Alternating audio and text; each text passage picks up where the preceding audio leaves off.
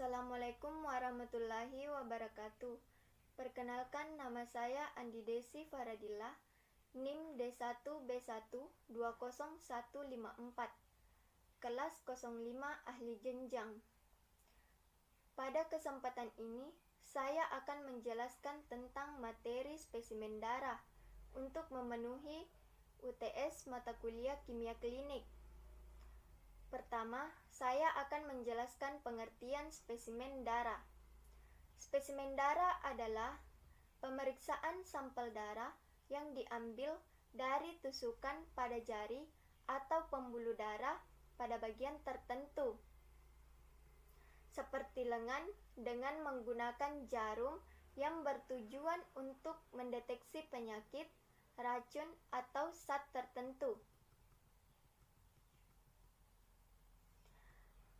Cara pengambilan spesimen darah. Yang pertama, darah vena. Lokasi pengambilannya pada lengan atau kaki. Adapun langkah-langkahnya yaitu disiapkan alat dan bahan, dipasangkan torniket di atas lengan pasien, diminta pasien mengepalkan tangannya, kemudian dilakukan palpasi dengan jari telunjuk untuk mencari denyut vena. Didesinfeksi menggunakan kapas alkohol 70% pada bagian yang akan ditusuk. Ditusuk vena dengan posisi lubang jarum menghadap ke atas dan membentuk sudut 15-30 derajat dengan permukaan lengan. Ditarik karet penghisap pelan-pelan sampai didapatkan sejumlah darah yang dibutuhkan. Dilepas torniket dan pasien diminta membuka kepalan tangan. Diletakkan kapas kering di atas tusukan dan jarum ditarik keluar. Dituang darah ke dalam tabung yang sudah diberi identitas pasien dan sesuaikan dengan pemeriksaan yang akan dilakukan atau yang diminta oleh pasien. Yang kedua, darah kapiler. Lokasinya pada orang dewasa yaitu di ujung jari tangan, jari ketiga atau keempat, dan pada bayi pada bagian tumit atau ibu jari kaki. Langkah-langkahnya: didesinfeksi tempat pengambilan darah dengan kapas alkohol. Dikumpulkan darah pada ujung jari dengan cara ditekan. Ditusukkan lancet pada ujung-ujung jari. Dihapus darah yang pertama kali keluar. Kemudian darah yang keluar selanjutnya dapat digunakan untuk pemeriksaan. Yang ketiga, darah arteri. Lokasi pengambilannya pada pergelangan tangan, lengan, dan selangkangan. Adapun langkah-langkahnya yaitu tentukan daerah yang akan diambil darahnya. Lakukan tindakan aseptik dengan povidon iodium 10%. Biarkan sampai mengering, lalu ulangi dengan alkohol 70%. Mengapa povidon iodium harus konsentrasinya 10%?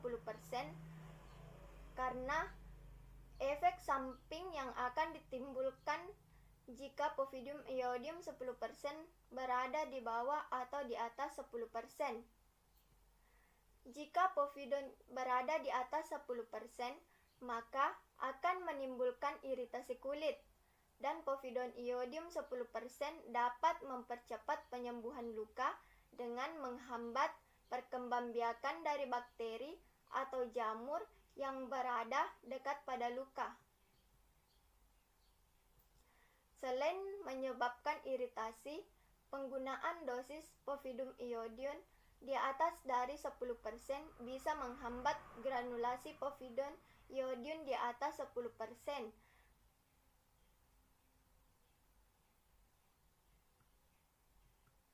Sedangkan jika alkohol di atas dari 70% akan menyebabkan iritasi, karena pada umumnya Alkohol yang digunakan untuk aseptis itu kisaran 70%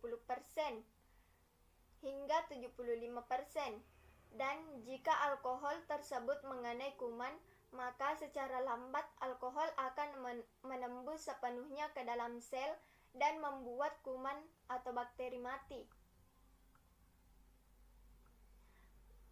Kemudian siapkan saringan dengan spid yang telah dilumuri antikoagulan heparin. Tujuan antikoagulan itu untuk menghambat pembekuan darah. Kemudian tusukan jarum dibengkokkan dan ditusuk dalam lilin.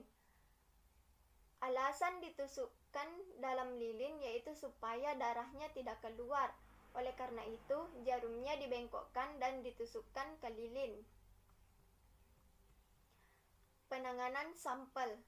Darah yang diperoleh ditampung ke dalam tabung dengan tutup yang berwarna sesuai dengan jenis pemeriksaan yang akan dilakukan. Ada yang tidak mengandung antikoagulan dan ada yang mengandung antikoagulan. Fungsi dari antikoagulan itu untuk mencegah terjadinya pembekuan darah.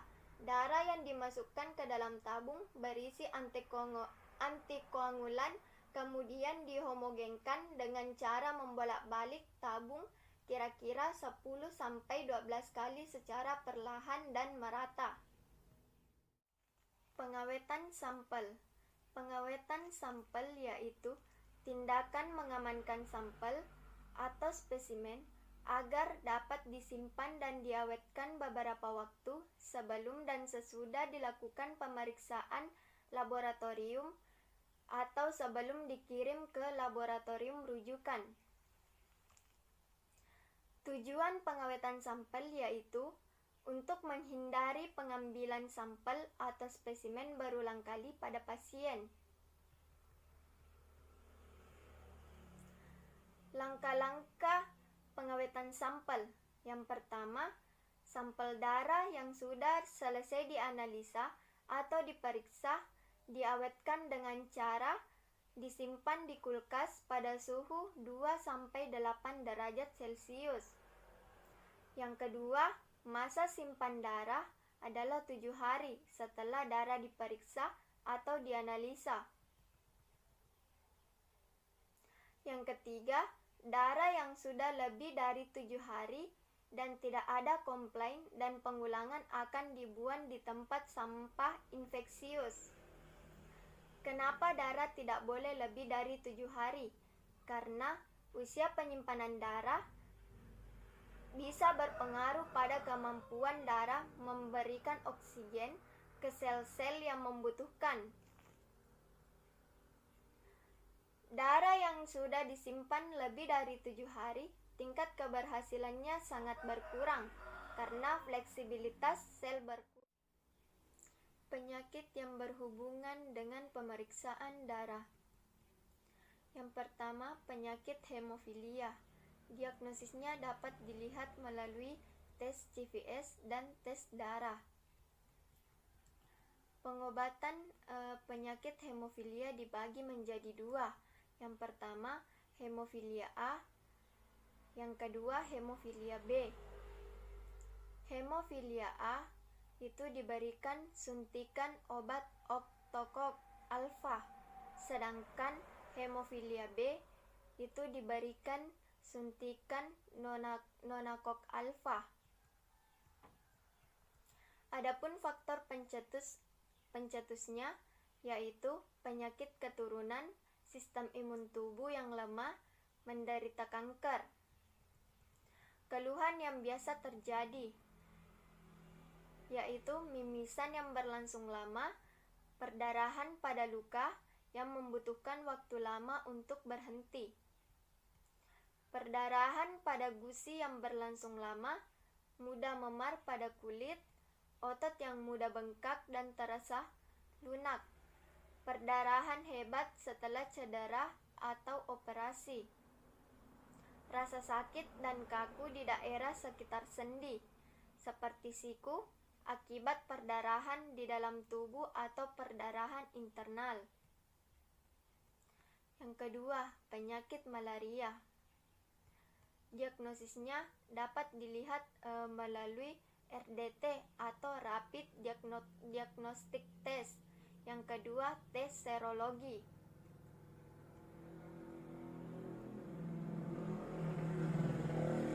Pengobatan malaria. Yang pertama, pengobatan radikal malaria dengan membunuh semua stadium parasit yang ada di dalam tubuh.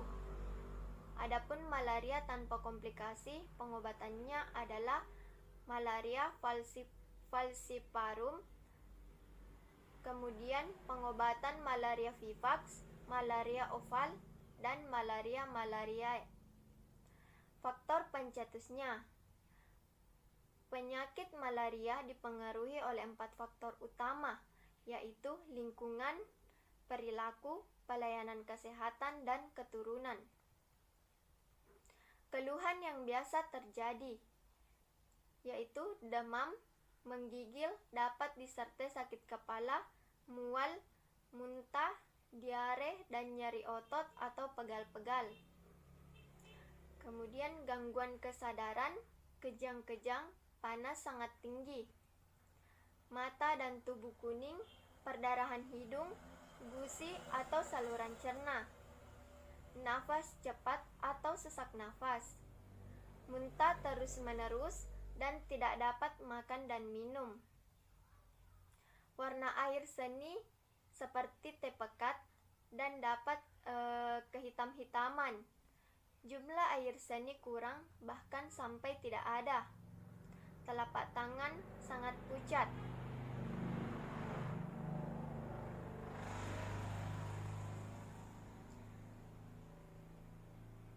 Yang ketiga, penyakit diabetes mellitus.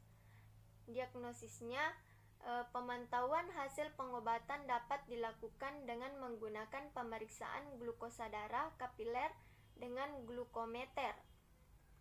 Pengobatannya itu insulin yang terdiri dari rapid acting insulin. Yang kedua, short acting insulin. Yang ketiga, long acting insulin.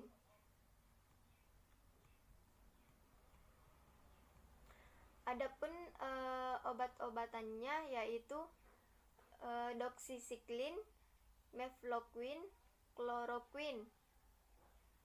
Faktor pencetusnya riwayat keluarga, obesitas atau kegemukan, mengkonsumsi makanan berkolesterol tinggi, hipertensi atau darah tinggi.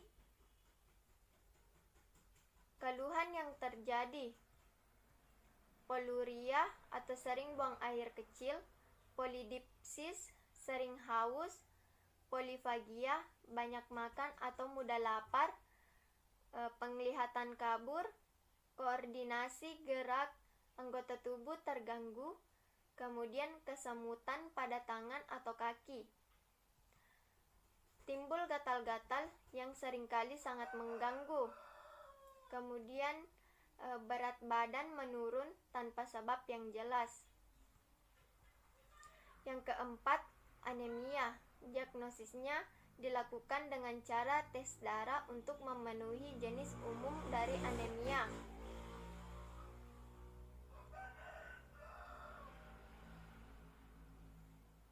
Selain itu, ada juga tes-tes lainnya yang mungkin dilakukan untuk menemukan masalah medis yang dapat menyebabkan anemia. Pengobatannya harus diarahkan pada penyebab anemia, diantaranya transfusi darah, pemberian obat yang dapat menekan sistem kekebalan tubuh, pemberian obat dengan tujuan untuk memperbanyak sel darah dalam tubuh, mengonsumsi suplemen zat besi, vitamin B12, asam folat, vitamin, serta mineral lainnya.